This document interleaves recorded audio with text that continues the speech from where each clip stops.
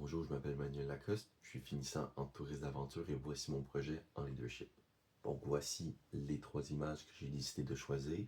Premièrement, pour la toile d'araignée, j'ai décidé de choisir une image un peu plus abstraite représentant une toile d'araignée. Ensuite, pour le carré parfait, j'ai décidé de choisir, architecturalement parlant, un modèle parfait de l'utilisation du carré. Et ensuite, pour le facilitateur, j'ai décidé de choisir un oiseau calme sur l'eau avec des pattes qui bougent rapidement en dessous pour faire une analogie que je vais en parler plus tard. Commençant par le carré parfait, j'ai décidé de choisir dans les concepts le rire. Donc l'humour est une bonne manière d'appréhender les situations où ta tolérance à l'adversité est sollicitée.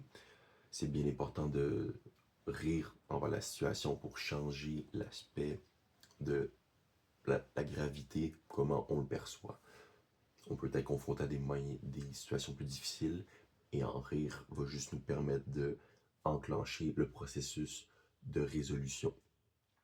Ensuite, l'espoir. L'espoir qui va signifier l'espoir qu'on met envers nous autres et envers le groupe pour réaliser le groupe, d'atteindre tout le même but, de rester optimiste et garder la tête haute envers la situation. Ensuite, les liaisons fortes que nous devons créer entre nous, comme la corde qu'on tient pour l'activité du carré parfait, créer des liaisons fortes pour établir un lien de confiance et d'être toutes sur une même ligne pour atteindre notre but. Et l'unisson de former un groupe qui va accommoder les forces et les faiblesses des autres et être capable de se pencher sur chaque point que le monde dise pour faire comme une sorte d'orchestre. Donc voilà pour le carré parfait. Pour la toile d'araignée, je vais commencer par l'intégrité.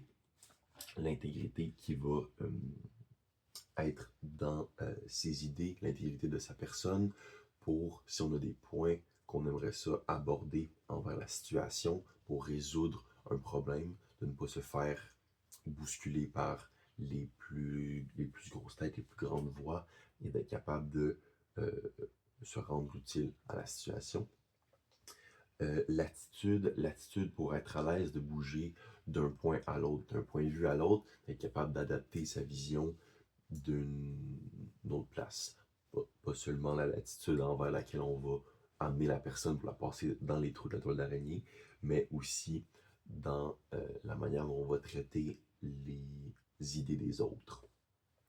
Ensuite, la solidarité, d'être capable d'aller, d'être la solliciter envers les autres points de vue, la solidarité dans les idées des autres, d'être capable de les soutenir et de les amener vers un point, peut-être rajouter des idées. Si on pense qu'une idée qui est belle, peut-être appuyer. Il y a toujours des moyens où on peut se renforcer en tant que groupe grâce à la solidarité. Et comme dernier mot, j'ai mis placide. Placide, ça veut dire rester calme, rester doux. Donc, quand, mettons, on est affronté à des difficultés, des faiblesses nouvelles, de rester calme, de rester doux envers soi et de se replacer pour ensuite être d'une meilleure aide au groupe. Moi, j'ai été confronté à devenir placide dans cette activité-là car j'avais l'utilisation de mon bras. Pour le facilitateur, j'ai choisi la flexibilité des